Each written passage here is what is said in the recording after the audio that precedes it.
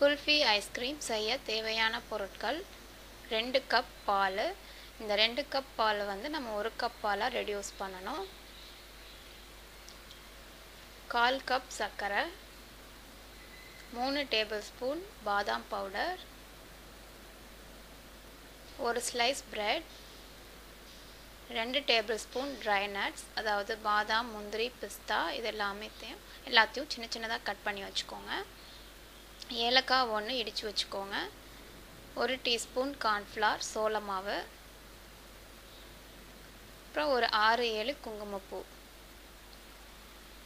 So இதான் kulfi ice cream செய்கிறதுக்கு தேவையான பொருட்கள். இப்போ இதை எப்படி செய்கிறதுன்றதை பார்க்கலாம். ஒரு நான்ஸ்டிக் பேன் எடுத்துக்கோங்க. கண்டிப்பாக நான்ஸ்டிக் பேன் தான் இதுக்கு யூஸ் பண்ணணும். ஏன்னா நம்ம பால் ரொம்ப நேரம் காய்ச்ச வேணும். அதுக்கு நான்ஸ்டிக் பேன் தான் ஈஸியாக இருக்கும். ஸோ நான்ஸ்டிக் பேனில் 2 கப் பாலே ஆட் பண்ணிக்கோங்க. ஆட் பண்ணிவிட்டு இதை வந்து ஒரு 10 நிமிஷம் வந்து கொதிக்க விடுங்க. ஸோ அந்த டைமில் உங்கள் பிரெட் ஸ்லைஸ் எடுத்துகிட்டு அதோட எட்ஜஸ் இதெல்லாம் கட் பண்ணிவிட்டு சின்ன சின்ன பீசஸாக இந்த ப்ரெட்டை கட் பண்ணிக்கோங்க. அதை வந்து ஒரு பிளெண்டர் இல்லைனா மிக்ஸி ஜாரில் போட்டுட்டு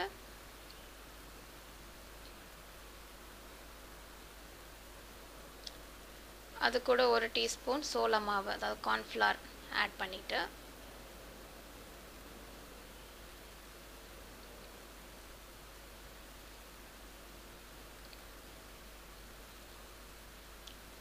அதில் வந்து ஒரு 4 டேபிள் ஸ்பூன் பால் ஊற்றிக்கோங்க. ஊற்றி இதை வந்து ஒரு நைஸ் பேஸ்ட்டாக அரைச்சி வச்சுக்கோங்க.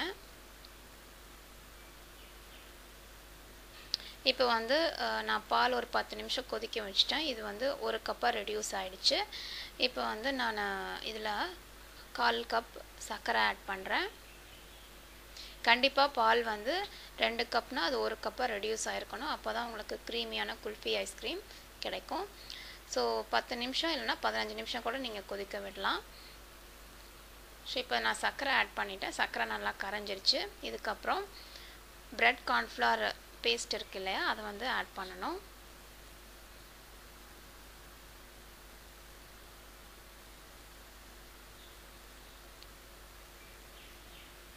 ஸோ இந்த பிரெட் பேஸ்ட்டை ஆட் பண்ணிவிட்டு அதை வந்து கட்டி இல்லாமல் நல்லா கரைச்சி வச்சுக்கோங்க. கரண்டி யூஸ் பண்ணுறத விட நான் இங்கே யூஸ் பண்ணுற மாதிரி விஸ்க் வாங்கி யூஸ் பண்ணுங்கள். ஏன்னா இது வந்து கட்டி இல்லாமல் ஈஸியாக கரைச்சிடும் எல்லாத்தையுமே. ஸோ அந்த பிரெட் பேஸ்ட் நல்லா கட்டி இல்லாமல் கரைச்சதுக்கப்புறம் ஏலக்காய், குங்குமப்பூ 2 ஆட் பண்ணிவிட்டு மிக்ஸ் பண்ணிக்கோங்க. இதை வந்து ஒரு நிமிஷம் கொதிக்க வச்சுட்டு அதுக்கப்புறமா பாதாம் பவுடர் ஒரு 3 டேபிள் ஸ்பூன் ஆட் பண்ணிக்கோங்க. நீங்கள் பாதாம் பவுடர் இல்லை அப்படின்னா பிஸ்தா பவுடர் கூட யூஸ் பண்ணலாம், இல்லை முந்திரி பவுடர் யூஸ் பண்ணலாம், இல்லை வெண்ணிலா எசன்ஸ் இருக்கு இல்லையா, அது கூட யூஸ் பண்ணலாம். உங்களுக்கு எந்த ஃப்ளேவர் வேணுமோ அதை நீங்கள் ஆட் பண்ணிக்கோங்க. ஸோ நான் பாதாம் குல்ஃபி ஐஸ்கிரீம் செய்கிறதுனால பாதாம் பவுடர் ஆட் பண்ணுறேன். ஸோ பாதாம் பவுடர் ஆட் பண்ணிவிட்டு அதை வந்து ஒரு 2 நிமிஷம் கொதிக்க வச்சிட்டிங்கன்னா இன்னும் நல்லா திக்காகிடும். ஸோ 2 நிமிஷத்துக்கு அப்புறம் ஆஃப் பண்ணி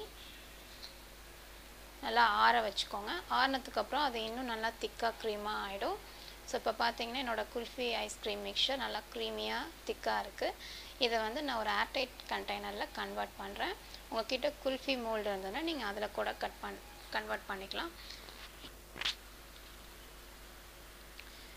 ஸோ அது மேலே வந்து நீங்கள் ட்ரை நட்ஸ், பாதாம், முந்திரி, பிஸ்தா அதை போட்டு கார்னிஷ் பண்ணிக்கோங்க. நீங்கள் பாதாம், முந்திரி, பிஸ்தா இல்லைனாலும் டியூட்டி ஃப்ரூட்டி இல்லை வந்து ஏதாவது ஃப்ரூட்ஸ் சின்ன சின்னதாக கட் பண்ணி எது வேணால் இது மேலே போட்டுக்கலாம். அது வந்து உங்களோட விருப்பம். ஸோ இதை நல்லா மேலே போட்டு டெக்கரேட் பண்ணிவிட்டு ஒரு பிளாஸ்டிக் கவர் இல்லைனா கிளிங் ரேப் வாங்கி அதை வந்து மேலே வச்சு கவர் பண்ணிக்கோங்க. கண்டிப்பாக இந்த பிளாஸ்டிக் கவர் வந்து அந்த குல்ஃபி ஐஸ்கிரீமோட மேலே டச்சாக இருக்கணும். இல்லைன்னா அது வந்து ஏடை மாதிரி மேலே ஃபார்ம் ஆகிடும். ஸோ அதை அவாய்ட் பண்ணுறதுக்காக இந்த பிளாஸ்டிக் ரேப் கண்டிப்பாக மேலே போட்டுட்டு அதை வந்து க்ளோஸ் பண்ணி ஃப்ரீசரில் ஒரு 5 மணி நேரம் வச்சிங்கன்னா உங்கள் குல்ஃபி ஐஸ்கிரீம் ரெடி ஆகிடும். ஸோ இந்த குல்ஃபி ஐஸ்கிரீம் வந்து 5 மணி நேரம் ஃப்ரீசரில் நான் வச்சிட்டேன்.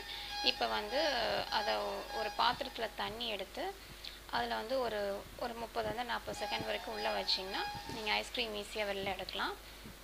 ஸோ ஒரு 40 செகண்ட் வரைக்கும் தண்ணியில் வச்சுட்டு மேலே இருக்க பிளாஸ்டிக் கவரை ரிமூவ் பண்ணிவிட்டு ஸ்பூன் யூஸ் பண்ணி அதை ஸ்கூப் அவுட் பண்ணிக்கோங்க. ஸ்கூப் அவுட் பண்ணி ஒரு பிளேட்டுக்கு ட்ரான்ஸ்ஃபர் பண்ணிக்கோங்க.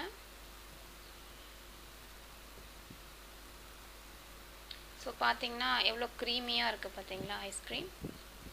ஸோ இது வந்து நீங்கள் ஐஸ்கிரீம் ஸ்கூப்போ இல்லை நைஃபோ யூஸ் பண்ணி சின்ன பீசஸாக கட் பண்ணிக்கோங்க.